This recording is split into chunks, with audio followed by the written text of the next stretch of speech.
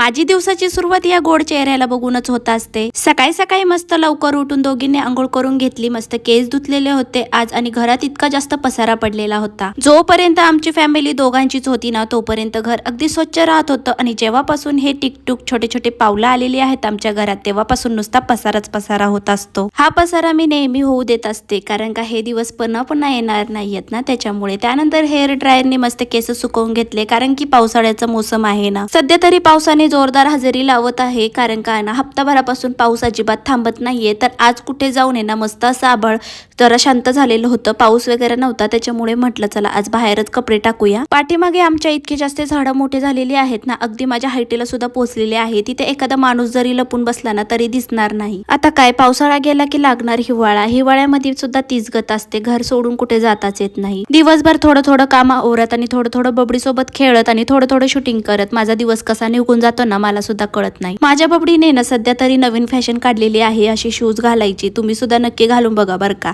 त्यानंतर आहे ना गरमागरम पुऱ्या केल्या, मस्त चहा ठेवला, चहा पुरीचा बेत होता आज नाश्त्याला। सध्या तरी असा काही नाश्ता मी तर काही करत नाही, बबडीला सुद्धा करू देत नाही, पण काय करणार कधी कधी आपला मूड असतो ना ते खाण्याचा, त्याच्यामुळे मी बनवून घेतला आणि बबडीला सुद्धा चारलं। त्यानंतर दारावरती आमच्या एक मावशी येतात त्यांच्याकडून आहे ना छान असा ड्रेस घेतला होता। मला बघता क्षणी हा ड्रेस आवडला होता, स्किन कलरचा होता, त्याच्यामुळेच मी हा लगेच घेऊन टाकला आणि लगेच वेअर करून सुद्धा बघितला। थोडासा मला सेल झाला होता, म्हटलं जाऊ दे फिटिंग वगैरे करून घेईल। तुम्हाला कसं वाटतं मला कमेंट करून नक्की सांगा। त्यानंतर मस्त एक किचन मधलं पार्सल रिसीव झालं आणि ते मस्त मी अनबॉक्सिंग केलं। आता इतकी छान घासणी आलेली होती मग काय लगेच किचन ओटा घासायला लागले। काही पण म्हणा बरं का, पण नवीन पार्सल सोबत काम करताना ना वेगळीच मजा येते नाही का। चला माझ्या पार्सलचा एवढा लोड घेऊ नका बरं का। आपण भेटूया उद्याच्या व्लॉग मध्ये, चलो बाय बाय।